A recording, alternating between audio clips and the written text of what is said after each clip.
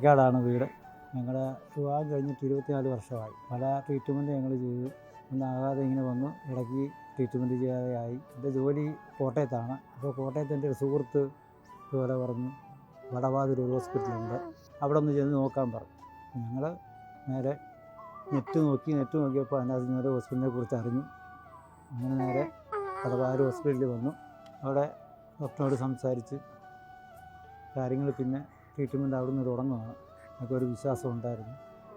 അവിടെ ഡോക്ടറും സ്റ്റാഫും എല്ലാം നല്ല രീതിയിൽ ഞങ്ങളോട് സഹകരിച്ച് ഞങ്ങളതുപോലെ തന്നെ അങ്ങോട്ടും പിന്നെ ദൈവത്തെ വിളിച്ചുകൊണ്ട് കാര്യങ്ങളെല്ലാം മുന്നോട്ട് നീങ്ങി.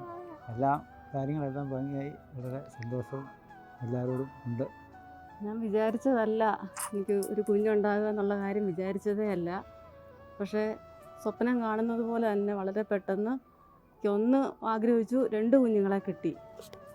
ഞാൻ 2-3 ഡോക്ടർമാരെ ചെന്ന് കണ്ടപ്പോൾ എന്നെ നിരുത്സാഹപ്പെടുത്തുകയാണ് ചെയ്തത്. വെച്ചാൽ 45 വയസ്സിന് മുകളിൽ ഇത് സക്സസ് ആകത്തില്ല, വെറുതെ ആവും എന്ന് പറഞ്ഞെടുത്ത് ഞാൻ ബ്ലിസ്സി വന്നപ്പോൾ എനിക്കൊരു കോൺഫിഡൻസ് കിട്ടി. എനിക്ക് ഒരു കുഞ്ഞിനെ കിട്ടും. അങ്ങനെ ഞാൻ ആ പ്രതീക്ഷയോടെ തന്നെ മുന്നോട്ട് പോവുമായിരുന്നു.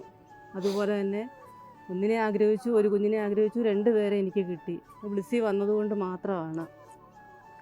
വേറെ 2 ഇടത്ത് പോയിട്ടും എനിക്ക് എൻ്റെ മനസ്സൊക്കെ തകർക്കുന്ന രീതിക്കുള്ള സംസാരങ്ങളായിരുന്നു. അപ്പോൾ ഇനി പ്രതീക്ഷ വേണ്ട, ഇനി ഇത്ര ഏജ് ആയില്ലേ, ഇനി അത് വേണ്ട, ഇതൊക്കെ ഇത്ര ഏജൊക്കെ ആയിക്കഴിഞ്ഞ് കഴിഞ്ഞാൽ ബുദ്ധിമുട്ടാകും, വളരെ ബുദ്ധിമുട്ടാകും, അങ്ങനെ ഇങ്ങനെയെന്നൊക്കെ പറഞ്ഞു. പക്ഷേ ഞാൻ എന്തായാലും ബ്ലിസ്സി വന്നപ്പം ഞാൻ വിചാരിക്കാതെ തന്നെ എനിക്ക് എല്ലാ കാര്യങ്ങളും വളരെ പെട്ടെന്ന് സാധിച്ചു തന്നു. ബ്ലിസ്സിലെ എല്ലാവരോടും, സിമി മാഡത്തിനോട് പ്രത്യേകിച്ചും എല്ലാ സ്റ്റാഫിനോടും എനിക്ക് വളരെയധികം നന്ദിയുണ്ട്. ഒരുപാട് നന്ദിയുണ്ട്.